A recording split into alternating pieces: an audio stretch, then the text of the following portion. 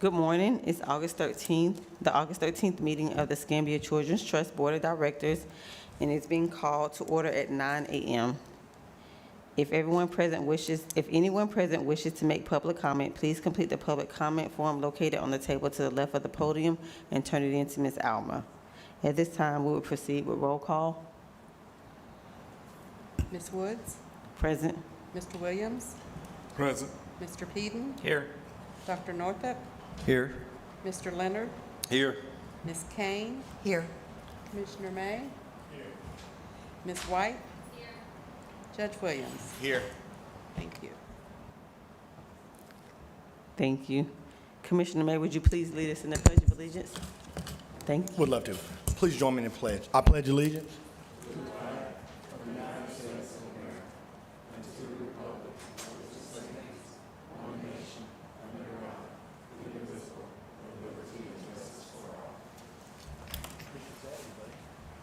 Thank you, Commissioner. If everyone has had time to review the agenda, do I have a motion to approve? Madam Chair, Yes, sir? may I add something to the agenda? Sure.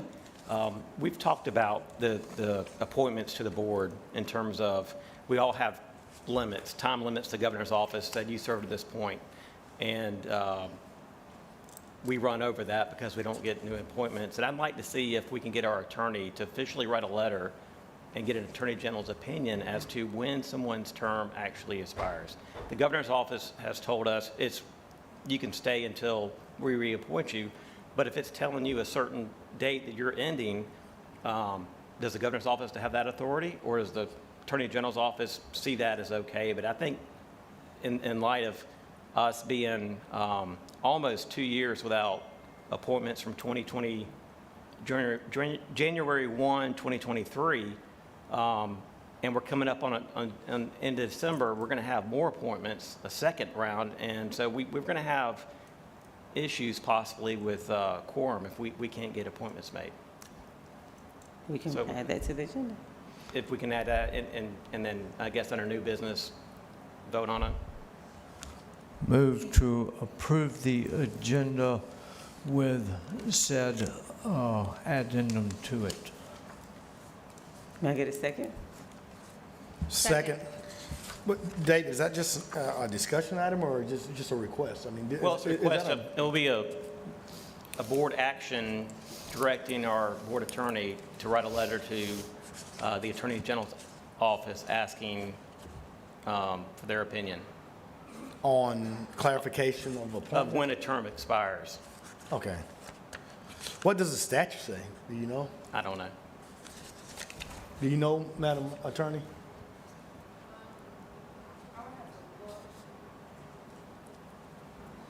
I mean, the statute does outline the period. I don't think that it speaks specifically to what happens in the event that the term expires and there's no new appointment. It doesn't address whether or not that board member, continues in its seat or not. The statute doesn't speak to that, which is what I understand the question to be. Right. So if it's not defined, I guess it stands at the discretion of the governor, I would assume. Well, that would be what we would seek clarification from the Attorney General on. But yes, the governor's office has advised that the member continues in their seats basically indefinitely. Okay. That is the situation I am Right, currently Dr. Northrop. in. And I have yet to have clarification one way or the other, and I would appreciate said clarification. And I understand that we have colleagues on other boards around the state who have been in this situation for 4+ years, and things that have yet to have. So they're on their second cycle of people who are continuing to serve without any clarification or formal notification that yes, you are reappointed, or no, you're not, or whatever. So I think it would be a very valid question to get some input on. And I would also think there would be other trusts around the state that maybe even at the state, our state organization would request clarification. And David, and I guess we're going to discuss it later, but have we talked to our other partner organizations? I know we're part of the state. What's What's the conversation with them, Lindsay? Michelle Watson at FACT she's at the Capitol. She has been keeping in constant contact with them. There were some appointments that were made in Miami and Tallahassee in the last couple of months. Broward had been waiting for a long time, and our understanding is they sent the entire panel back and said, get new applicants. And that's creating quorum issues for them. It's not a problem just for us, but because we're okay, right today we're okay, but we're looking at December, we're looking at some that want to stay on, some that want to roll off. I think losing one we're okay, but when we lose two, we have quorum issues, or is it the other way around? Or lose two, it'll be a quorum issue, so. So it's been posted. That was part of my report too. We've posted it out there to get new applicants. Dr. Northup's group that went through, that is still sitting there. They are active. Alma has been able to confirm that that's all there. The appointments have just not been made for those two seats, Dr. Wesley's seat as well. Thank you. So we have a second, we have discussion. May I get a vote? All in favor? Aye. Aye. Any opposed? So the agenda has passed. Now we would like to approve the minutes. The staff recommends the board approve the minutes from the July 9th, 2024 regular board meeting as presented. So moved, Mr. Chairman. Thank you. Thank you. Any discussion? All in favor? Aye. Any opposed? Approval of the minutes passes. Now we're moving on to the treasurer's report. Mr. Peden. Thank you, Madam Chair. You'll see the financial highlights in your packet. The Finance Committee met probably, 2 weeks ago and went over the budget, where we stand.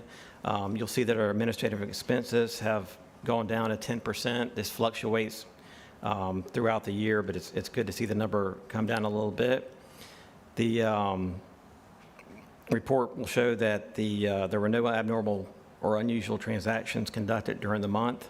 And if there's any questions, we'll be happy to entertain them. If not, I will submit it for audit to the minutes. Thank you. Do we have any public comment at today's meeting? No public comment.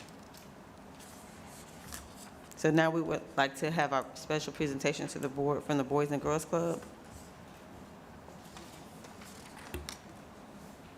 Madam Chair, Yes, ma'am. Yeah, we need to address page 2 on the agenda, the FY 23-24 budget amendment.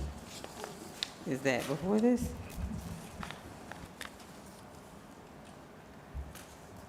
All right, Ms. Abrams, we discussed this in our Finance Committee with the budget amendment. Is there anything you'd like to share with that? Basically, this amendment is due to two things. We collected 97% of the ad valorem taxes, where we budgeted 95, so that was an increase of almost 185,000.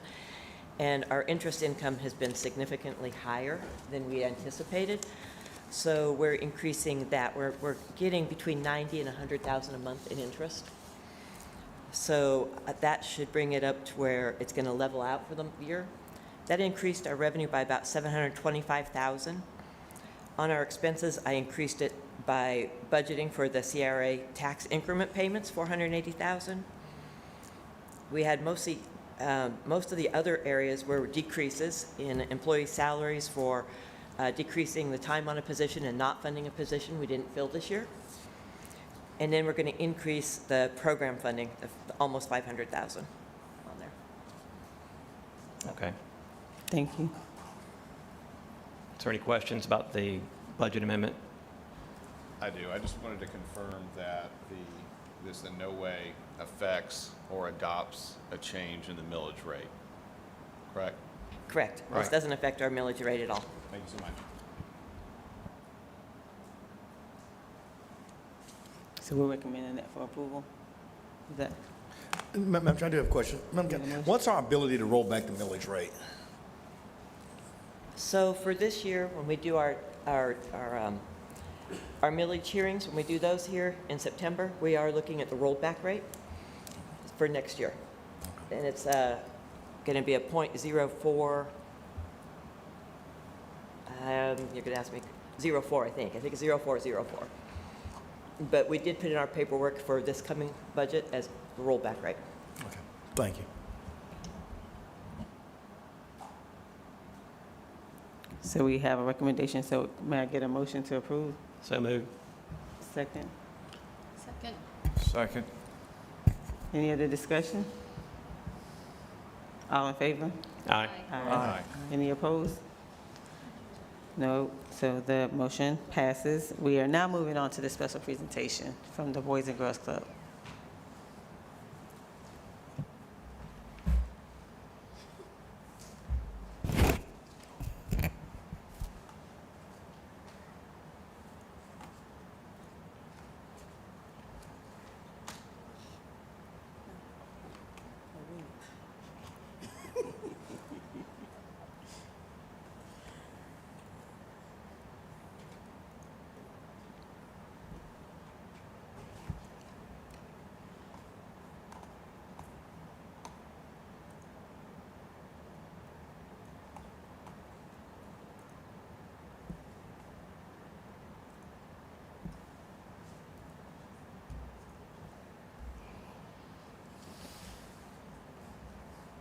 Good morning.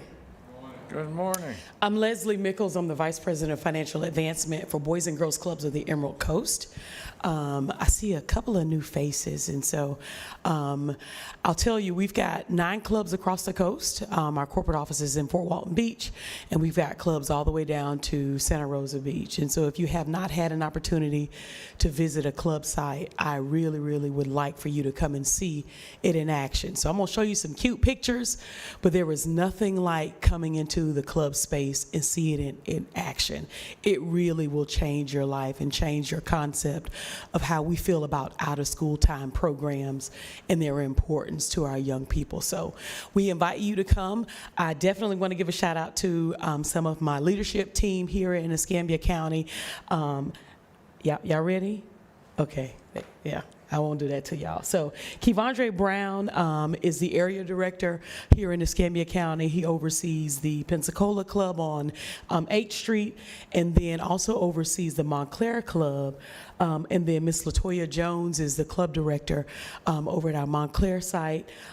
Miss Tia, raise your hand, Tia, is our program director at our Inglewood site, and then Bria is our site coordinator over at our Inglewood site for another federal grant that we have at our club site. So I wish I had more than 10 minutes because I got a lot to say, but I'm going to try to go really, really fast. And then if you have questions, you all can call me or email me or come see us at any time. So if you do not know, Boys and Girls Clubs has 2 sites, one inside of Montclair Elementary School, and then the other one at our traditional site in the standalone Inglewood Community Center right on 8th Street, right across the street from the Sheriff's Department, if you do not know. If you've visited both of those spaces, you know that they are in blighted neighborhoods. And so it's very important for us to have a space that is safe for our children and that is different from what they see at home. And we try to do that every day. We like to say when school's out, clubs are in. Boys and Girls Clubs runs under a federated model. We're a member of Boys and Girls Clubs of America, but we act independently, which means we have our own board that governs our organizations. We make our own policies. There are a few national policies that we have to abide by just because we're under the national organization. But day to day, it's ran by our Boys and Girls Clubs of the Emerald Coast team. All right, Michael, if this don't work, it's my fault.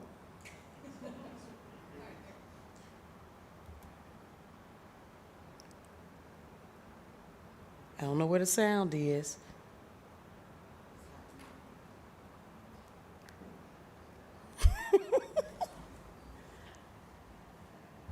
That's okay. We'll skip it, go back to it. Not a big deal. It's not a big deal.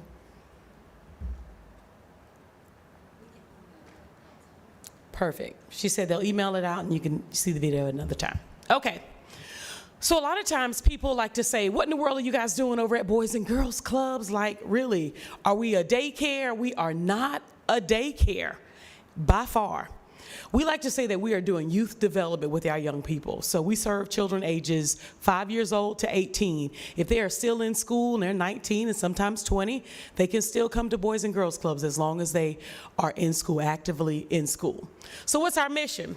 It's to enable all young people, especially those that need us most, and that's all of our children, to reach their full potential as productive, caring, and responsible citizens.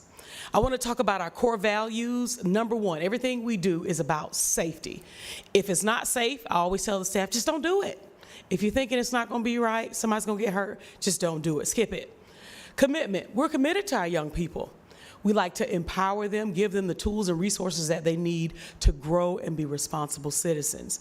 We have a spirit of excellence at Boys and Girls Clubs, a spirit of excellence. We were working on Sunday, prepping for after school, and Tia was working on something for the bus, and it didn't look nice. And I said, I know it's going to take you a little bit of time, but we want to always think about our spirit of excellence at Boys and Girls Clubs. We want to teach our young people to have initiative, to go out and do it for themselves, but then we want them to trust us. That is such a big thing. When our young people trust us, they tell us all kind of stuff, what Granny's been doing, what they saw Mama doing, but that is okay, because that means that we have given them a supportive relationship, and they feel safe, and they know that we care about them. And that's what we want at Boys and Girls Clubs.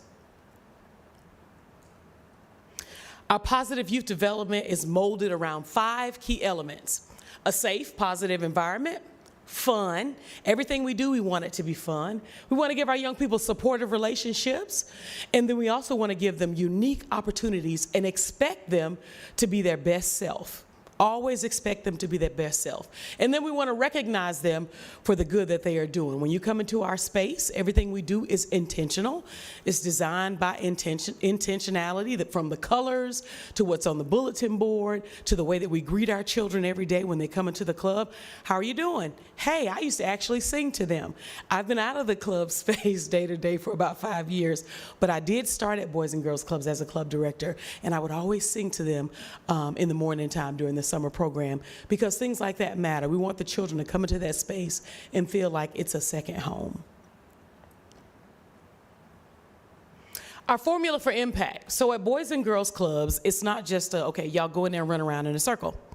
We are doing everything based on this formula. So we take young people who need us most, and then we combine that with an outcome-driven club experience. Everything we do at Boys and Girls Clubs is by design.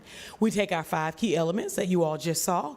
We give them high-yield activities, which means that every activity that they're engaged in, we're expecting a real outcome. So even if they're playing Monopoly, we're teaching them how to play together, how to play fair, how to take their right turn, how to lose. Children don't know how to lose. We spent a lot of time teaching our babies how to lose. We've seen them run and cry and fall on the ground because they are losing. And so it's important for us to give them a space where we can talk to them and encourage them, and so that they know you can't win all the time. And then when you do win, how do you behave? Do you walk around and say, nah, nah, nah? All of that has to be taught. So many of our young people are not getting just what they need, the basics, how to behave in public, those social skills. They don't understand how to tie their shoes, when to brush their teeth. Just the little things that most of us had moms and dads and grandmas to teach them. There are so many of our babies that we are working with who just don't know. And it's not because they don't want to know. Somebody just hadn't taken the time to do that. And so that's why Boys and Girls Clubs is so important. We've got targeted programs. Our targeted programs come from our national organization. There are researchers there who give us all types of programs that are evidence-based, that are based on best practices. We'll talk about those in just a little bit. And then regular attendance, just like school. If they're not at school, they can't learn. Same thing at Boys and Girls Clubs. Our research has found that when a child comes to Boys and Girls Clubs at least 3 times a week or more, they are bound to have positive change. So we want our babies there. If they don't go to school, they can't come to the club. We want to encourage them to go to school, continue your school day at Boys and Girls Clubs. When we do those 2 things, we have our priority outcomes. Everything we do at Boys and Girls Clubs is based on our 3 priority outcomes: academic success, good character and citizenship, and healthy lifestyles. It all revolves around those 3 outcomes. So how do we do it? This is just a snapshot of a program. We call it Club Programs. It's an online version. We actually can print it also. So all of our programs that are targeted, that come from our national organization, staff can either access them online or they can look at a manual so they know just what to do. It tells them what materials, how long. They give them group agreements on how the children should behave and what they should agree to. All that fun stuff is in a manual. So not winging it. We literally have curriculum that we go by when it comes to implementing programs. One of our most popular targeted programs, if you go to Ross Dress for Less, if you go to Panda Express, or if you go to Family Dollar, sometimes they'll run campaigns, national campaigns, that'll talk about our Power Hour program. This is just a fancy way for saying helping kids with homework. So we have the wonderful pleasure of being able to have certified teachers who also work at Boys and Girls Clubs who are there every afternoon to help our children with their homework. Most of the time, if they don't have anybody to help them at home, probably not going to do it. It's probably not going to come back. We call teachers. Teachers call us, and we say, well, such and such says they don't have homework. And they say, that's not true. Look in a book bag. And we do look in book bags, and that is a good thing. Our next targeted program I want to talk about is our Project Learn program. Very important because it allows us to use all types of activities, hands-on learning activities, to reinforce school day projects. And so even if we're playing Uno, we're teaching our babies about colors and numbers. Just little things like that. It's still fun, but it gives us an opportunity to have a teachable moment at all times. This summer was almost like a blur, but I do remember some parts. So we had a unique opportunity. We got some funding from the Florida Alliance of Boys and Girls Clubs to take 28 children to Kennedy Space Center in early June. What a joy. It was my first time going. I don't know who was the bigger kid, but it was an amazing experience. That's what we do at Boys and Girls Clubs. We give them unique opportunities. They didn't have to pay a dime. 2 nights, 3 days of traveling. They don't pay anything. We buy snacks, meals, everything. And so those opportunities are what Boys and Girls Clubs are about. Most of our kids would never have a chance to go that far away, experience that at no cost, had it not been for Boys and Girls Clubs. We also just finished our summer college tour. We took 27 children to Atlanta, Georgia, Alabama State, Clayton State, Oglethorpe University, and to Troy University. So 2 nights, 3 days, no cost. We take care of everything that they need. Even got a chance to go to the Georgia Aquarium. If you've never been, you should go. It's really cool. And it's just those kinds of opportunities that make Boys and Girls Clubs what it really is. It's being able to throw the first pitch. It's doing healthy habits, learning how to cook. It's having an opportunity to be led by your peers, read together. Boys and Girls Clubs is being filmed for Angels in Our Midst. Oh my gosh, that Georgia Aquarium, that's my favorite space. It's going out to the University of West Florida and seeing chemistry students work on hands-on experiences. It's being able to do yoga in our Mind Time program and learn how to control yourself, how to handle anger and anxiety. That's what Boys and Girls Clubs is. You might want to see a few numbers. I got some for you. And just looking at report cards at the end of the year, 59% of our young people at our Montclair Club are maintaining a C or better in core subjects. So we measure grades. We look at everybody's core subject grades and we track them. We try to track them from the first 9 weeks until the the fourth 9 weeks. Whenever they enter our program, we start tracking data on them. We track all kinds of stuff. 62% of our elementary youth at Pensacola Club are maintaining a C or better in core subjects. 33% of our teens at the Pensacola Club are maintaining a C or better in core subjects. Somebody might say, well, why are you showing that 33%? It's not close to 90 or 80. That's important to us because we want to look at where our gaps are.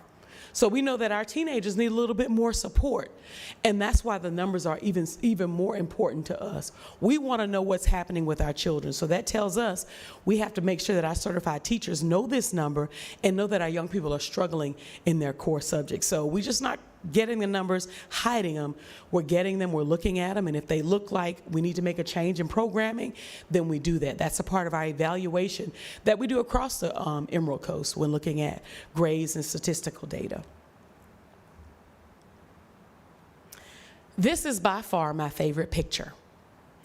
This is happened on our college tour. We had took the children to Outback Steakhouse. Most of our kids have never been to steakhouses, and so I try to take them to places like that because they may never get a chance to do that as a young person. Took them to Outback, and a couple of the kids did not know how to use a steak knife. Boys and Girls Clubs is taking the opportunity, taking the time to stop and help our children. Just learn the little things, not laugh at them, not ridicule them, not belittle them. But Boys and Girls Clubs is taking the time to show our babies what they need.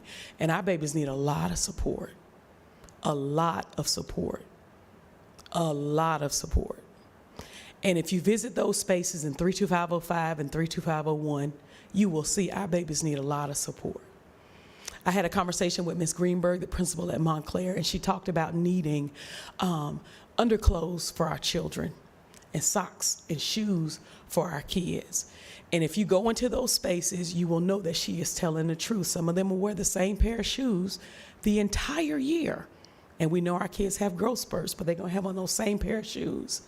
Boys and Girls Clubs is helping our babies get those other things. I've been actively working on, that don't even have anything to do with this grant, actively working with other people in our community to get our babies what they need so they can come to school and be ready to learn, come to school with tooth and have brushed their teeth, have had their morning meals, have meals on the weekends. We are doing all of that for our young people because we want them to be ready to learn, come to after school program, be ready to learn, ready to engage so they can promote on time, graduate on time, and be successful adults because they're going to be taking care of us. So we have to invest in our young people. I'm going to be quiet and let y'all ask me whatever you want to ask me, but I want to say thank you all so much. It means so much to us. Escambia Children's Trust has given our children access. That's what it's given. Young people who wouldn't have an opportunity to come because mamas can't afford it. We do have membership fees at Boys and Girls Clubs. We don't have them now in Escambia County because of this funding. But the other clubs across the coast, they actually pay membership fees. Parents pay a transportation fee and all.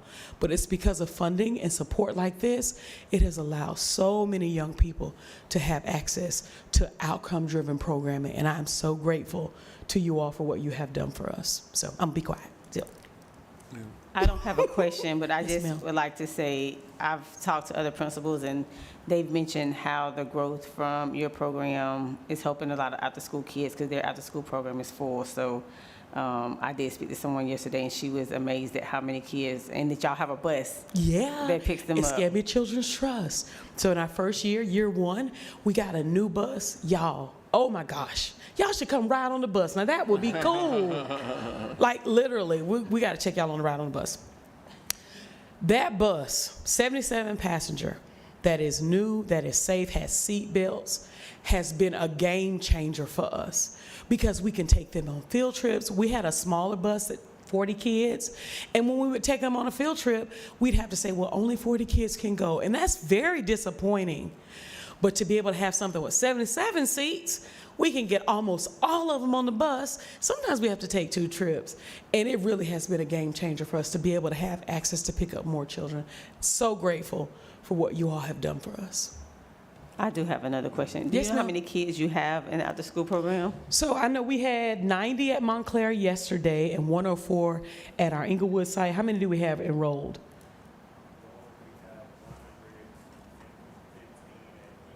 $115 at Inglewood and 106 and 96 at Montclair. And that's with us closing the portal.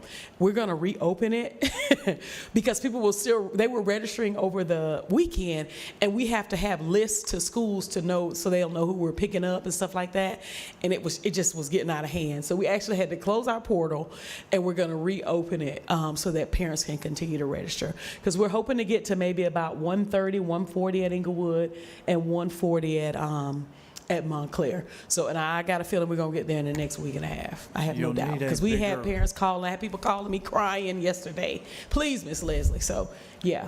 You'll need it's- a yeah, bigger I have no bus. doubt. We do need a bigger bus. We need a bigger bus. Need another bus. I like that. Thank you, Dr. Norton. Ms. Nichols, I just want to say thank you for what you're doing. Yes, sir. When I was in the school system, it directly affected a lot of my students Yes, sir. at Pensacola High School. I Yes, sir. saw that bus coming, picking them up in the afternoon. So Yes, sir. some of the things that Superintendent Lennon and myself are working on, especially for District 3, is absenteeism and also conflict resolution. And we Yes, sir. always say that together we make a difference. We only have the students for about 7 hours a day.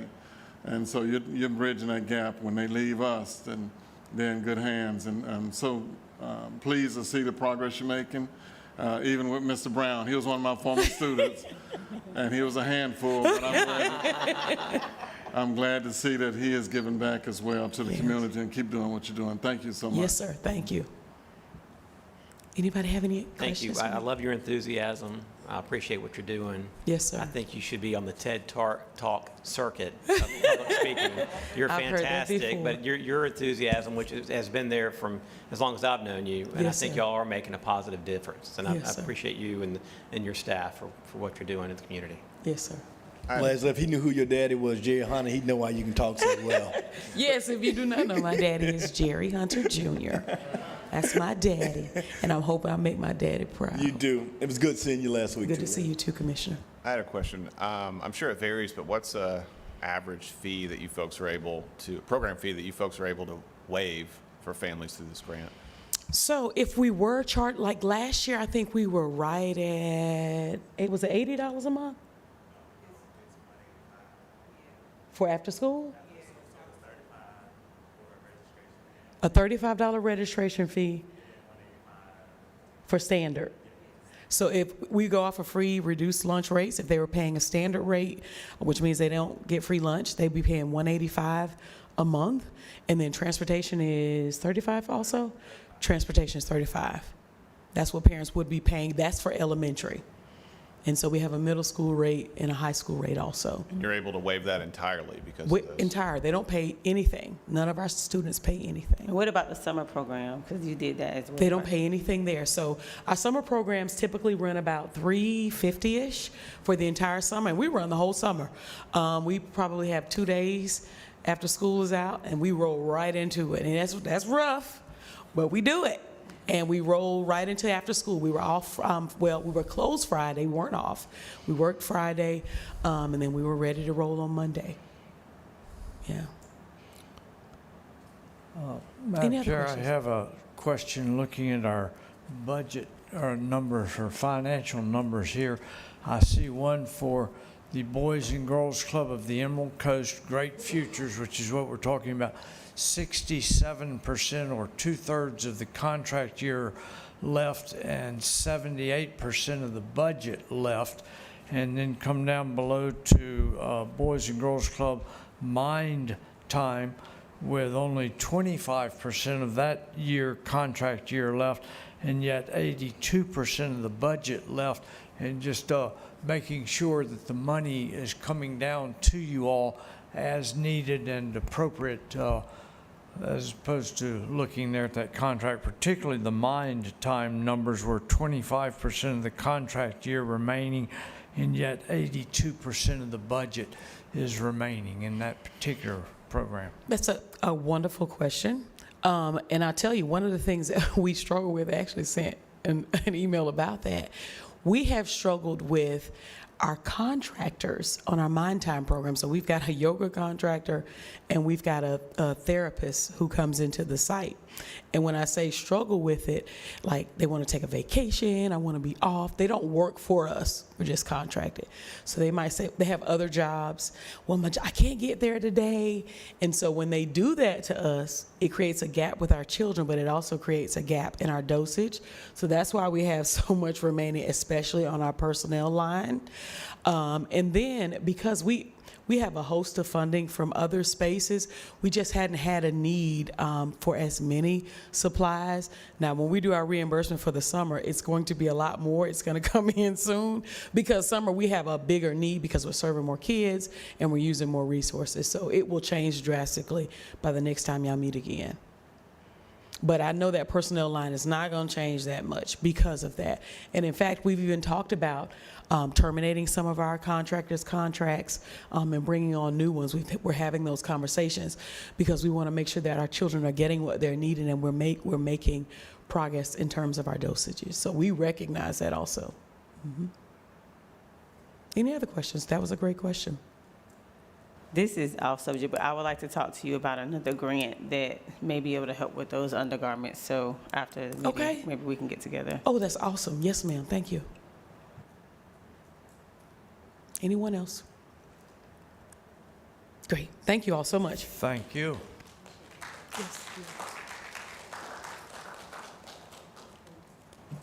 As we move on to the business portion of the meeting, it looks like we have no discussion items under programs or operations. Ms. Linsley, would you like to take the podium for the executive director's report? I think we need to add into that portion the amended agenda for the Attorney General Is that what we're opinion putting it? discussion. Yeah. I thought we were putting it under legal, but, so we want to put it there? Yes, let's just do it under new business. Yes, ma'am. Well, I don't have any problem pushing that out. I guess we just need to know if that's something everyone is interested in. I would say when we look at what we have, just for some of the newer ones, we had a resignation from Lonnie Wesley, who was on the original board, and his term actually ended in December 31st, I think, 2022. And then Dr. Northup was one of the original ones as well during that period for 2 years. And so at that time, we procured, I think, 6 new applications that are still sitting. Dr. Northup also reapplied, and we appreciate you staying on all this time to help us. So thank you for that. So we basically have 2 positions that need to be reappointed for 2022. The 3 coming up that are expiring in December 31st of 2024 are Ms. Woods, Ms. White, and Mr. Peden. So we've put it back out. The county has advertised that. I've seen it floating around too. People are kind of pushing it out like, hey, here's an opportunity. You have the opportunity also to reapply and stay on as well if appointed by the governor. So that's where we're at. But as we've talked about this too, and Meredith, I'll let you weigh in as appropriate, we don't really know what it looks like. It doesn't say you can't serve past your term if no one's taking your spot. And I don't think it says you have to stay either. So I think we're very unsure of what that looks like for your terms if you are a gubernatorial appointee. I would be in favor, certainly, of at least our organization approaching this and making this inquiry.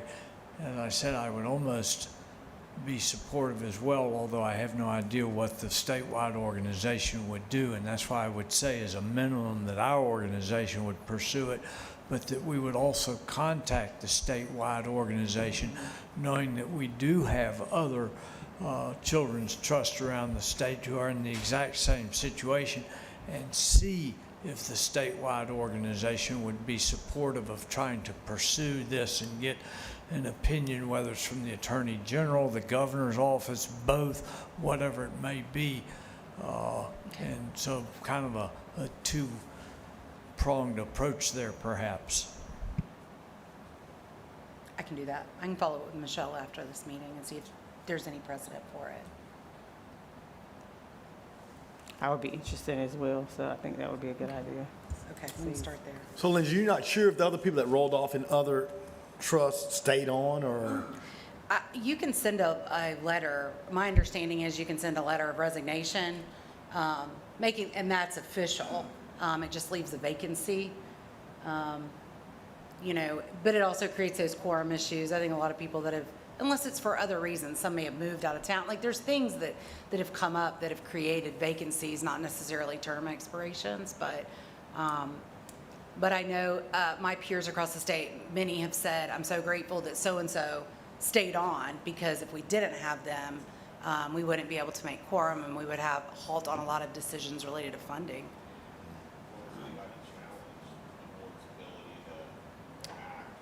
sorry. Has anybody challenged in other jurisdictions the board's ability to meet the validity of a quorum or any action that they've taken because they've done so with members whose term has expired? Have not heard that being a problem. And I believe in the statute, Meredith, what is it, 45 days typically? The statute gives the governor 45 days to appoint upon receipt of the list of names from the county. So we have been following up with the county as well. Jose has been awesome helping us with that and getting that going. And then Alma has also been working with Elizabeth, who is at the state and is our liaison around this. Like, who do you still have? You know, who is still active? How do we need to proceed with this? Because one of our questions was, if we have 6 applications sitting there for these 2 slots and we have 3 more coming up, do we procure new applications for these 3 spots, or are they going to just look at the 6 that are already there? And the response was, those first that you got are only for Dr. Northup and Dr. Wesley's seats. The other 3 seats that are coming up need a whole new pool of applicants. 3 per seat, I believe, is what they need. Do we need a motion for this to, Yes, the Direction. Attorney General requires board action before I would be allowed to ask for an opinion. okay, I'll make a motion that Meredith inquires with the Attorney General's office about appointments in terms of expiration dates and serving after that. And Dr. Northrop, was there something else? I'm sorry, you mentioned earlier. Does that cover it? Simply that we would act independent regardless of the response we get from the state organization, and that we do approach the state organization. So I'm hoping that we would get both a local inquiry and a state organization inquiry. My concern of exclusively going with the state would be that if they, for whatever reason, decide to say, no, we'll approach this later, and then no inquiry is made, that at a minimum, our organization here, the Escambia Children's Trust, would make that inquiry, and that secondly, we would approach the state organization for their support as well, to hopefully see if they, recognizing we again have multiple organizations around the state that are in the same quandary we are, and to see, as has been brought up by the judge here and others, is this potentially jeopardizing future quorum decisions that we make now that I have input on? Somebody liable to come back and challenge those, that type of thing, that we would need to have some, I think, in writing opinion from someone that says we either are or are not acting accordingly, and that decisions we make as a board and that type of thing indeed are valid. Well, I think the Attorney General is the leading voice, and our state organization is secondary. And they can help lobby to get appointments, but I don't want to convolute the two. I think the most important thing is ask Ashley Moody's office about this issue. They'll respond, and then we can figure out what to do after that. So moved or seconded or? Okay. There. Any other discussion? All in favor? Aye. Aye. Any opposed? The motion passes. So now, Lindsay, we will move on to your report.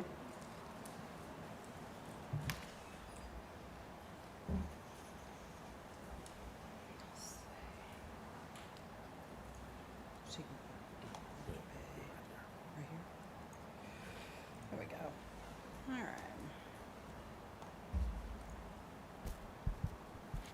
Where's my slideshow? All right, there. I think everyone can see it now. So we've just had this discussion about our open seats and future openings have been posted by the county. If you haven't seen that, I can send you all the link as well that's been out there. As I mentioned before, we have seen it floating around through some of our other nonprofit partners have kind of CC'd me on emails saying, hey, we're putting it out there that there's opportunities for others to participate from their board perspective. Our committees this month were lean. We had the finance and executive committees. We have rescheduled the program committee to the 19th of August and set aside a block of time. We do have the preliminary out of school time report. I would say it's our first draft of it, so all the information that you're wanting to know is in there from our perspective. We always love to hear from you all and let you ask questions. We've encouraged the providers to also be at that meeting, so if there is anything that comes up or questions that you may have, they're able to speak to that if they want to. So that will be, I feel like we need to spend some time on that and not rush through that. We'll also probably take that opportunity to look at future funding opportunities and some of the areas that we've been looking at related to our core indicator reports, and want to have some discussion about that. ITB update for the operations side. We've had 2 open houses, if you will, virtually, where we've had providers be able to come on and ask questions.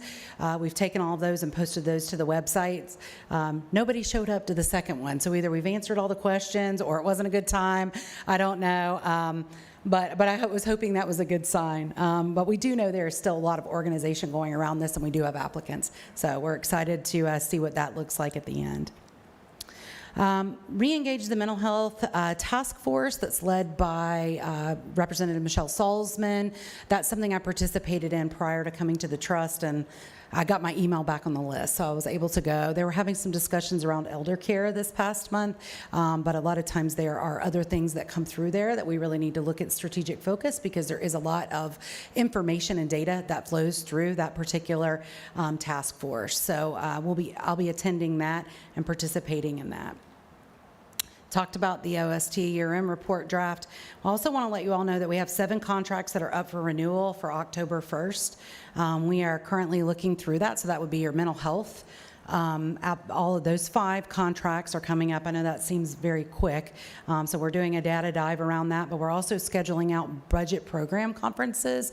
This is something that I feel like we might have missed from the OST renewals, and why we're coming into this change of scope and what we're looking at, and people were kind of changing their Exhibit Bs. We're not going to be looking at it that way. We are going to be looking at, what did you learn from your budgeting? What did you look around? What do you have around your numbers? What things do we need to change versus not change? But looking at that year over year, what that first year startup looked like.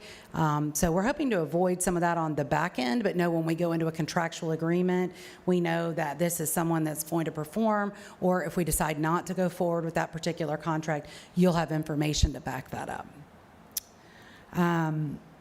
Also, we'll have Pine Forest High School. This will be their third-year contract renewal in that group, and then our ELC match grant that we do. I know we talked about that a few months ago, where we had to sign a letter saying we commit money going forward. They've never had to really do a wrap-up synopsis of what their year looks like, so we've requested that, and we're working with the ELC on getting us the data in a presentation form that we can share out, of course, to our community as well. Talked about collecting information on funding opportunities. We've had 2 meetings where we've had folks come to the podium with public comment regarding community violence, and so we've had our team, Ms. Ray as well as Rick, doing a lot of data diving too around opportunities as to what that looks like, as well as working with our partners throughout the state to find out what sort of opportunities they have instituted to work on community violence, if they have not. A lot of it you will see in here is going to be out of school time programming, but maybe we need to look at targeting a particular age group, so these are all kind of things that we want to hash out and have some discussion around. We also mentioned this earlier, but our first TRIM meeting is going to be September 11th here at 5:01 p.m. I believe that's a fairly quick meeting. As we mentioned, where we as Tammy and I have worked on it, we have agreed on the rollback rate, and we have a budget prepared as well that we will vet out, of course, before we adopt that, to make sure it's where we want to go. National Night Out was last Tuesday, so we've given away so many footballs and backpacks and a variety of different sunglasses, all the things. We had cool stuff for the kids there. But what I will tell you is what was interesting about this is it was a Touch a Truck event as well as a family event. It was at the Roger Scott kind of complex over there. So the YMCA is getting out. It is football practice, and if you guys have ever seen NEP football practice, those kids are everywhere, and their parents are everywhere. It was very well attended. We had 10 of our providers there as well, so it was awesome to see them out there sharing their information and doing handouts and all that and engaging families, but also being able to share what the trust actually is. I had plenty of conversations handing mothers and fathers pamphlets and saying, these are free resources for you. These are our programs. A lot of them are here. Walk around, talk to them, and see what those opportunities are. So there still is a lot of one-on-one education that needs to happen in the community. So looking at not only those opportunities, but also some larger media type opportunities that we can do and share. And finally, this Friday, we are doing a parade of providers. This is Ms. Ray's brainchild around one of the requests for our providers. We're saying we don't know what each other does and how we connect. And so we're going to, deck out the whole level of our offices with tables and allow them to come and walk around just like we did at National Night Out, be able to walk around and talk to each other. So it's not something for all the general public to come in, although I think that would be great as a future opportunity. This is really to look at our system that we're creating here and how our providers can cross-refer. If you're full and somebody has vacancies, how do you make those things happen? Who's close by you? Who's handling mental health? How do you help someone whose family can't get into childcare or needs to register for ELC? It's all of those things. So we really need them to take a systemic type of look at what we're funding at ECT. So we're excited about that. We welcome you guys to come by as well. If you want to drop in, we'll have, bagels and coffee and some of that fun stuff. So that's what we have going on. Yes, sir. Lindsay, the time and place of that again, the parade of providers? Yes, so it is this Friday, and it's from 9 to 11. And that's at our offices on the second floor.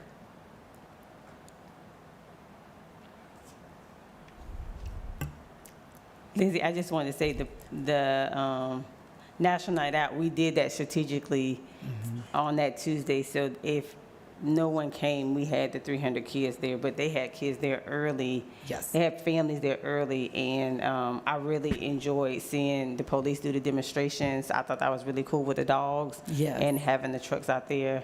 So a lot of families left with a lot of supplies and a lot of information from that event. So I think it was and I heard a lot of the providers telling CDAC that they were impressed with the turnout, so I'm happy it turned out the way that it did. Absolutely, and I was glad that we got there early enough to set up because they were already walking around and ready to go. But a lot of children got to see some really cool stuff, and then parents, and you could see it. You see these moms with 3 and 4 kids, and one mom even said to me when we were talking, she said, I just moved here. She said, I'm a single mom and I work, and she said, and I can't find opportunities for my kid past 5 o'clock because I can't get there till 5:30. I was like, okay. Well, Boys and Girls Club is really great. Here are some that I know she clearly will qualify for support around. So it was those kind of conversations and intimacy and those conversations with families that I think were really impactful, but also voters have come by, and I had someone, it was someone that Ms. White, but she was like, I voted for this, I want this. She's like, and it has been amazing to watch people that she knows that have experienced some of these services with our providers to see what that looks like. So that was really unsolicited, but it was exciting for me to hear that from someone that's not accessing these services.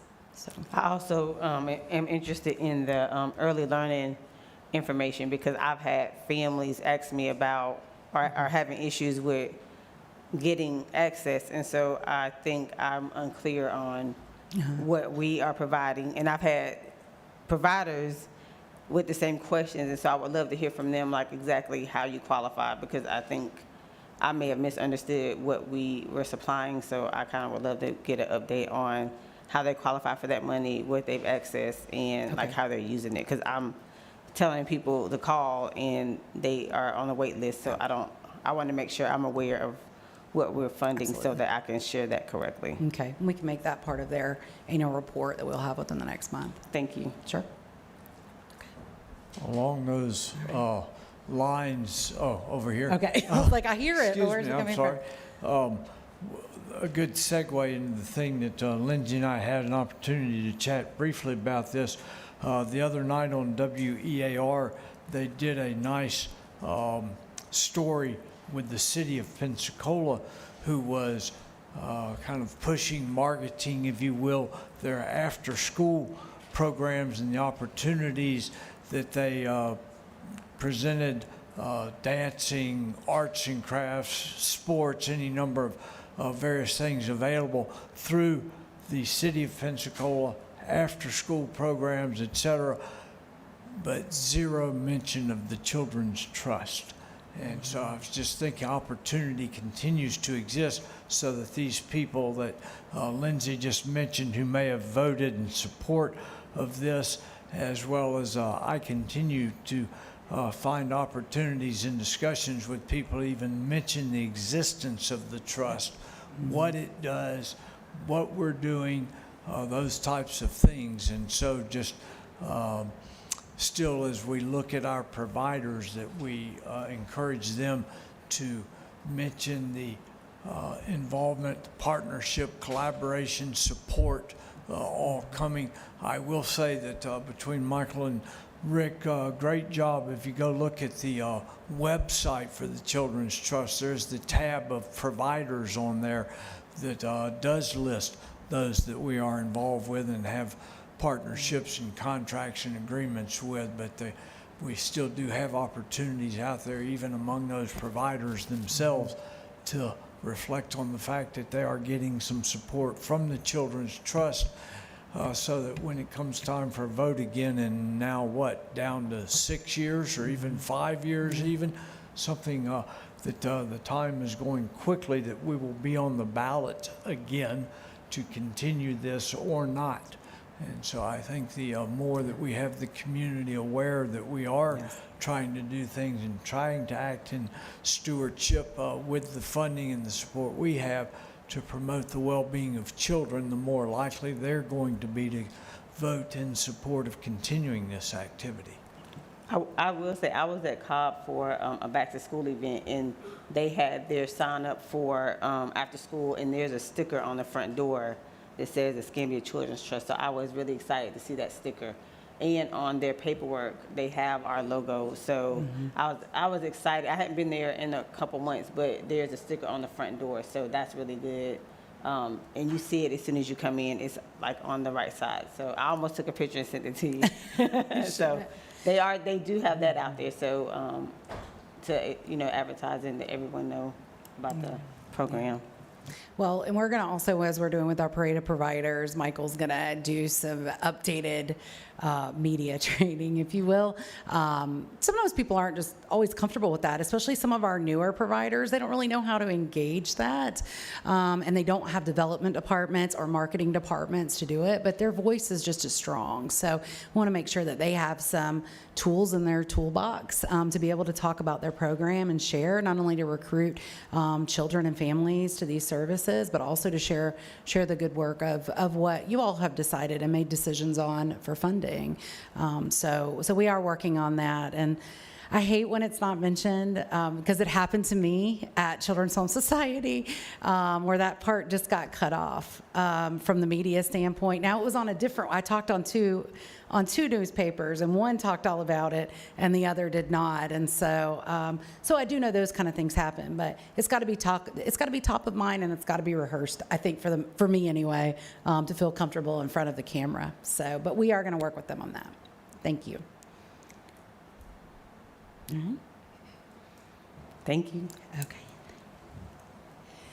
Meredith, did you have anything for legal? Just Brief reminder that the tax increment financing hearing with the county for the CRA taxes is September 5th at 5:30 PM. So that'll be prior to your next board meeting. But that exemption request is coming up for its public hearing on the 5th. Thank. Any other discussion from the board? With no further business on the agenda, and if there's no other further comments from the board, this meeting is being adjourned at 9:59. Thank you.